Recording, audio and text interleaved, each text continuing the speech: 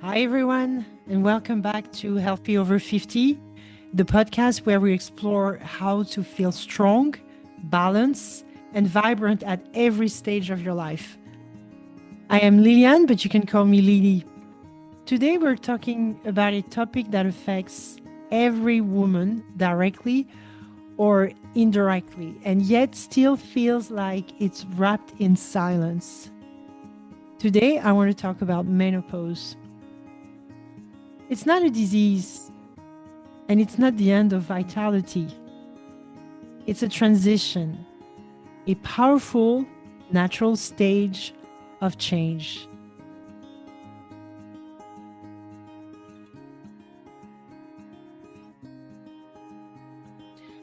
Let's unpack what really happens, what symptoms to expect, and how food, herbs, and lifestyle can help you move through this time with confidence and ease.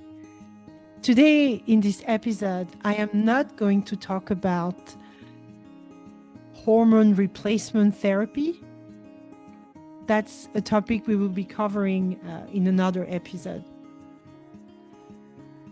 But really, what is menopause anyway? Well, itself refers to the moment when you haven't had a period for 12 consecutive months. The average age is around 51, though it can vary from 40 to 58. Now, before menopause, we have peri-menopause. And peri-menopause usually begins between your early 40s and 50s. It can last several years, and it is marked by hormonal fluctuations. Sometimes they can be quite subtle, sometimes they can be really dramatic. So periods may become irregular, lighter, or heavier, and moods or sleep changes can appear. Before perimenopause, you have pre-menopause, and this is when all your hormones are balanced. Now, after menopause comes post-menopause, and this is when your cycles have fully stopped and your body finds a new hormonal balance. Now, I know when we talk about menopause, I don't know you, but me, the first thing that comes to mind, I'm thinking about, the hot flushes or hot flash, whatever you want to call them. And that's the one symptom most people associate with menopause. It's actually a thermoregulatory reaction that is triggered by the decline in estrogen. For some, it's a mild wave of warmth. For others, it can be quite intense and drenching. You might feel your heart race, your skin flush, and then suddenly chill again. But these are called vasomotor symptoms, and they're completely normal. Science still doesn't fully understand why they happen, but we do know that with the right diet, herbs, and stress management, they can be greatly reduced.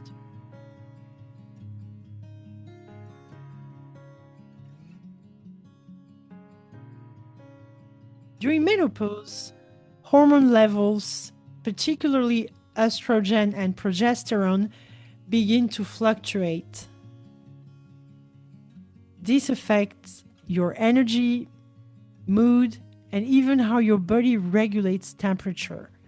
So you might notice already in perimenopause sleep disturbances or insomnia, mood swings or anxiety, Vaginal dryness. Now, this is one that women sometimes can be pretty shy about, especially with their partners.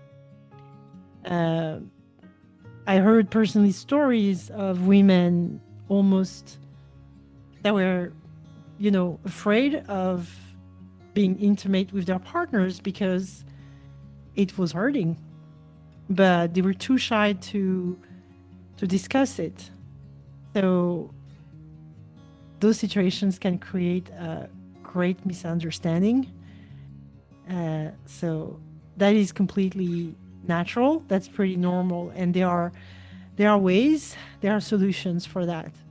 Fatigue and reduced concentration, palpitations or mild headaches, and like it is funny because myself, I'm going through this, and I remember a bit at the beginning having a bit of issues with my sleep, definitely mood swings, great anxiety, but I don't know if it was me or if it was the world around me. I think I had a I had a few of those, definitely, but eventually, you know, we have solutions for that. And some of them I am trying or I have been trying myself.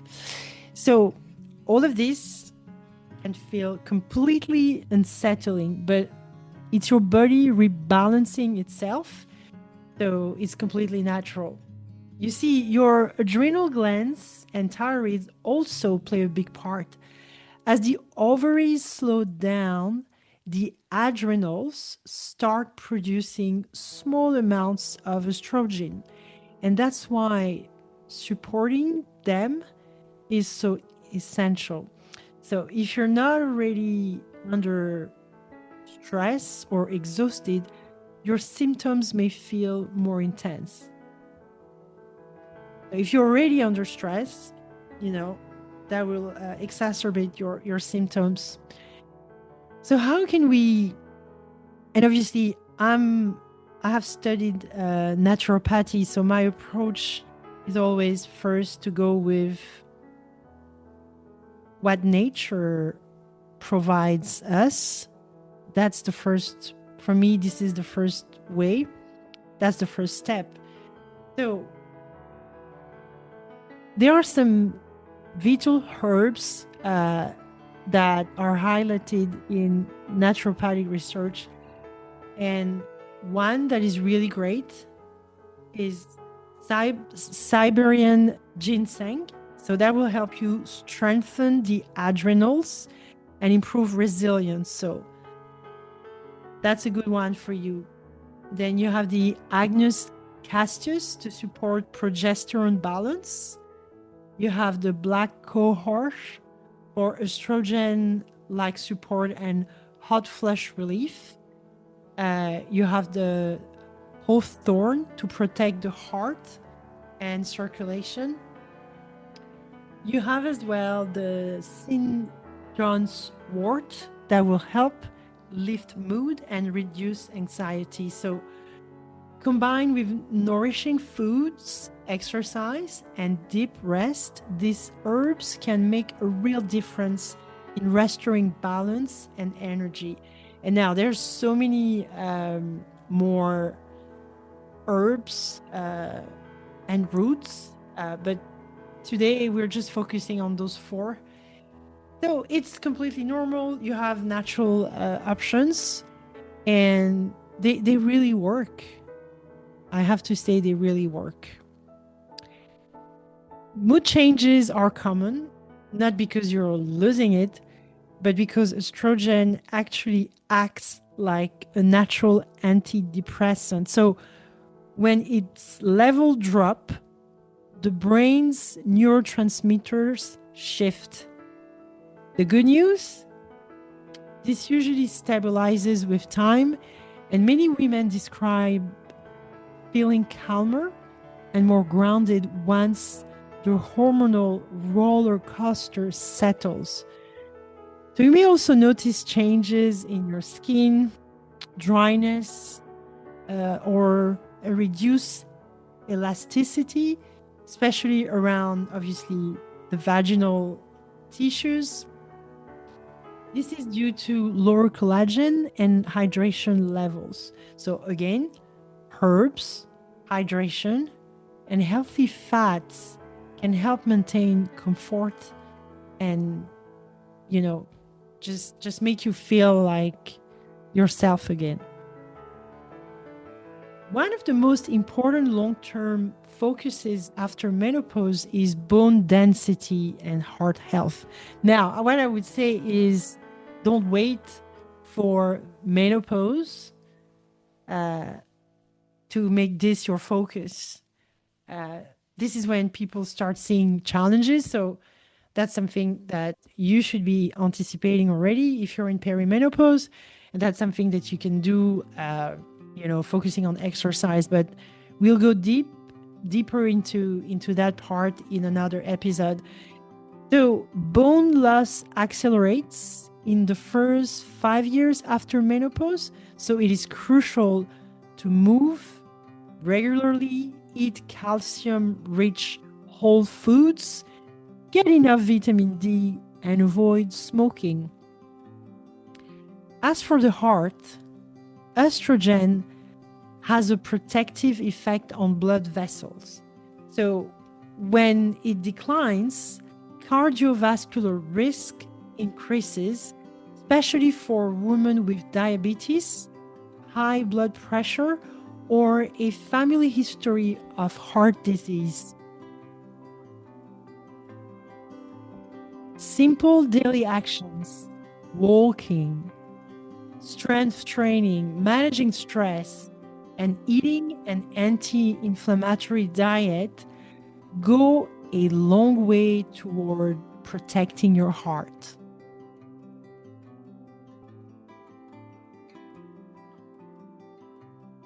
The menopause is often called the change.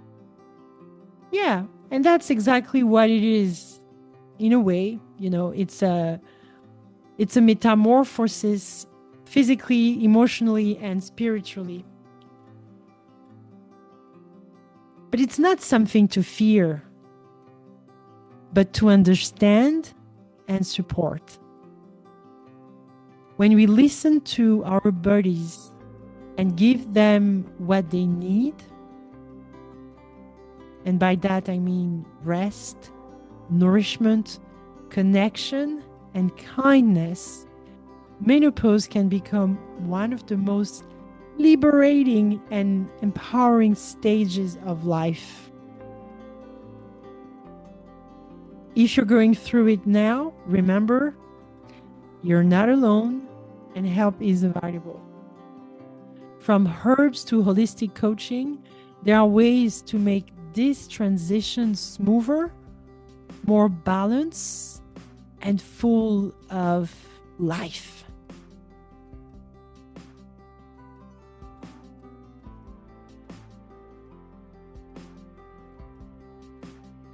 If you enjoyed today's episode, share it with a friend who might need this message.